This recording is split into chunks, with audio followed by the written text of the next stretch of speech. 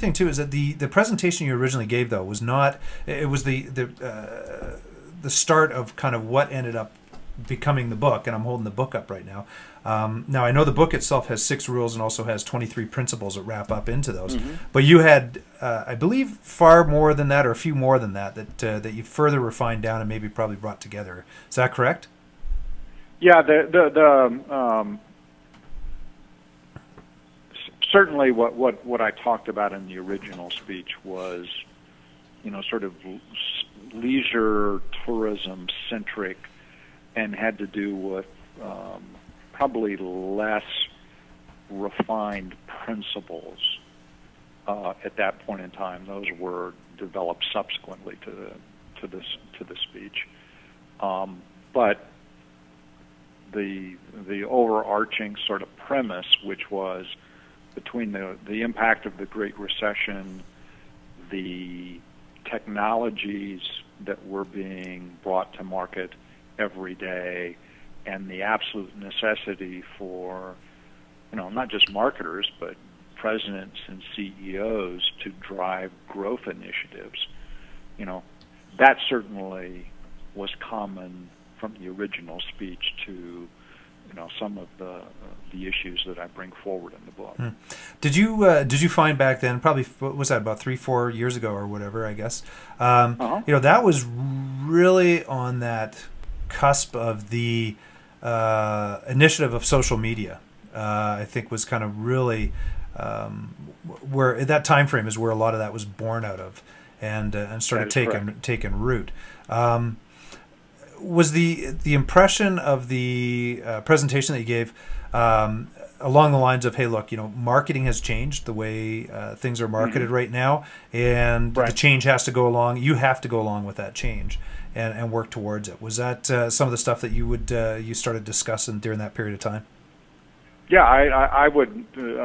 I'd go so far as to say these might not have been the exact words, but that the necessity for change and to embrace these principles, and certainly others that are not contained in the book, were mandatory. They were necessitated, because if you did not adopt and change along with the changes that were taking place in the marketplace, my position and belief is your risk for failure is exponential. And I was probably the thing that surprised me most coming out of the original sessions in Southern California was the almost desperate appeal that people were making for tell me how I move forward and what I need to do in this environment. And in many ways, I don't think that's changed all that much. Actually, I was just going to say, I don't think that has changed in the slightest. We see it every day, actually, with our own practices. So. Yeah, no, people are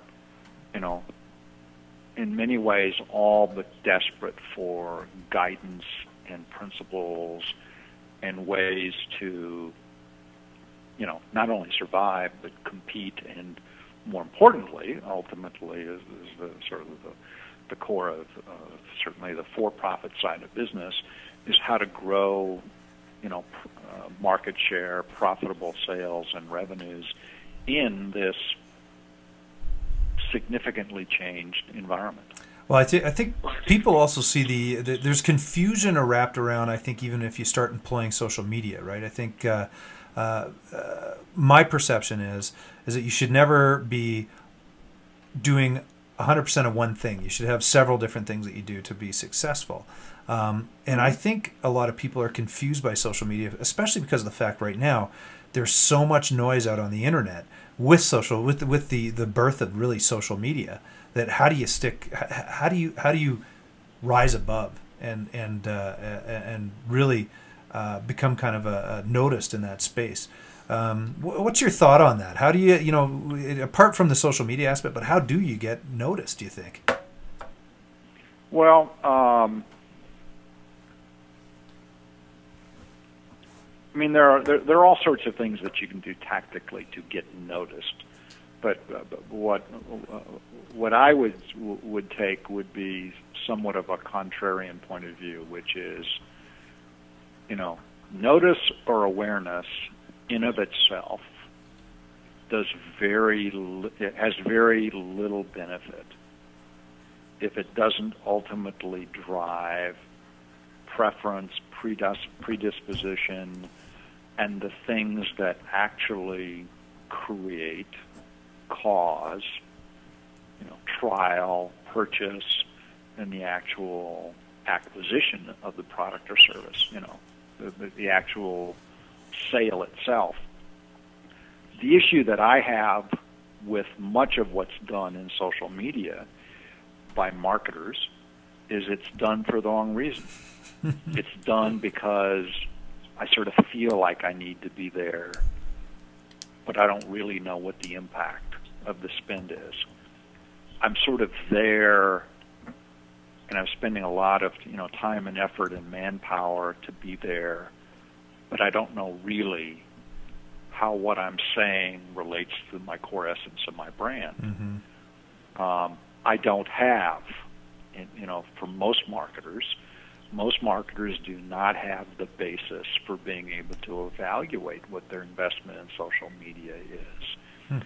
And in the world that I deal with, advising chairmen and CEOs and chief marketing officers, I'm remarkably disappointed by sort of the absence of rigor and evaluative, analytics which are brought to the spend that takes place. And, my personal feeling is many, not necessarily all, but many of the people out advocating social media as the mandated, mandatory platforms to be part of avoid the real question, which is how does it drive sales? Mm. I just, time and time again, I just don't. When I ask a penetrating, sort of pointed question relative to return on investment, I am generally given anecdotal information at best, which I think serves marketing people very poorly relative to how they're accepted and embraced by senior management in most cases, because they're not prepared to be held accountable. They're not prepared to do the things necessary to make sure that the investment has the highest return possible to generate profitable sales. You nailed it. That's it's interesting you say that, because the fact is even online, it is so trackable. That's the thing that I find crazy, is that, yes, I may send something out and we'll see how many people, I don't necessarily know how many people hit, and I'll use a blast, for example, or something. I send something out on, a note out on Dig or Delicious or something like that, right? And right. I can see the impact that has going towards a landing page, which, interesting thing, last year I was working with a company. I was trying to explain to them the, getting them to understand and wrap their head around their website, and that the vast majority of people were finding them because of the name of their company, and their name of their company wasn't that well known. So they obviously weren't getting a lot of traffic.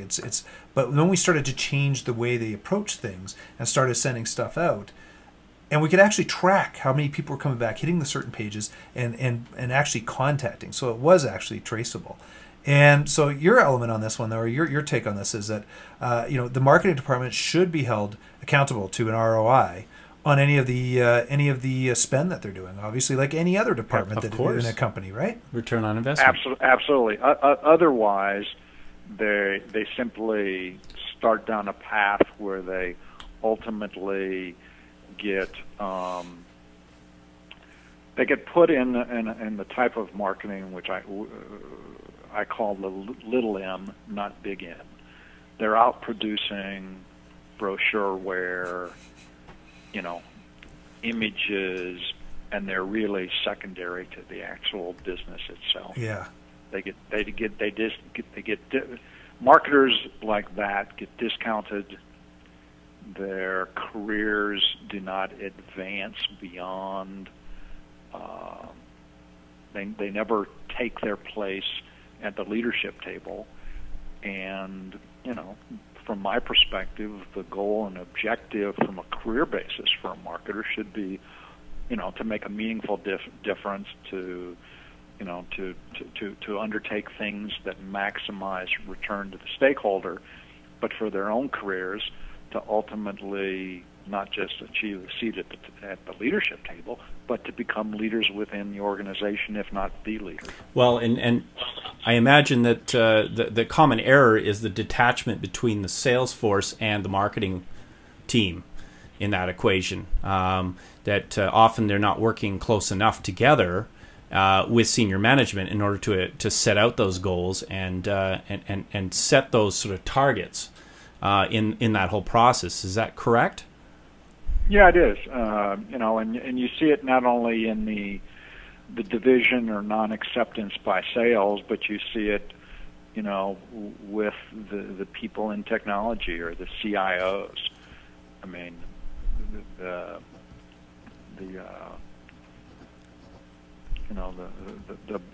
fights and political battles that take place for sort of everybody protecting their own, small piece of turf. And ultimately, when a marketer does not have the evidence or the data to support the investment in marketing and communications necessary, they cede that ground to others. And, they get diminished in the process. And it's interesting because at core there is that word communication. And, when the telephone came out and when the telex came out, those didn't necessarily drive sales. It was the communications that drove the sales. And what people seem to forget is that they got to remember that they got to be able to communicate that message and listen and connect to opportunities through that process. And everyone's just wrapping around, how do I make the clearest communication channel? And they're forgetting that you got to actually get the message across both ways. What a novel idea. Hey, Tim, one of the things you just talked about was just ROI. And at a very high level, from a marketing aspect, just because we do get a lot of people that are in marketing here that consume this information or watch it, how would you go about tracking the ROI? And I know that's kind of how long's a piece of string, but just very high level. I know on the online world you can always see, sent this out, here's how many people came to the site, resulted in this kind of sales. But as a general, how would you recommend that someone track ROI on their marketing spend? It's a very appropriate question, and unfortunately, it's one where the answer is a little bit difficult without having the business category or what the spend is and everything. But ultimately, we'll keep it real macro, and then maybe we can sort of work down to something more specific. I mean, at the macro level, you can relate, aggregated spend for overall marketing, let's say, and establish, thresholds and benchmarks relative to market share, revenue by business line, and you would be surprised how many companies don't even do that. They do sort of the old style marketing, which is, here's your budget. They let the budget drive strategy, and they take a position that marketing results can't be measured. That's sort of the old way of doing things. Well, today, I mean, at its worst, you should be doing the aggregated level types of analysis to support the investment that is made in marketing. Having said that, as you move from channel to channel or program to program or promotion to promotion, you should develop a variety of metrics relative to how you track, how you convert, and relate those things specifically to the sale of products and services, and ultimately, measuring those things to actually assure that it's not just a sale, but it's an actual profitable sale.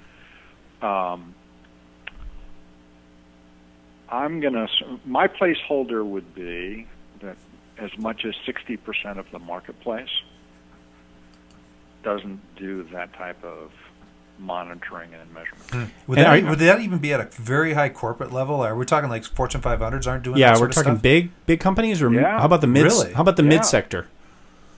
Are they a little? Do they have their ear to the ground a little better? Okay, so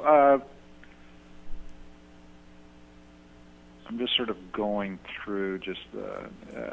I would say at the Fortune 1000 level, you probably have only.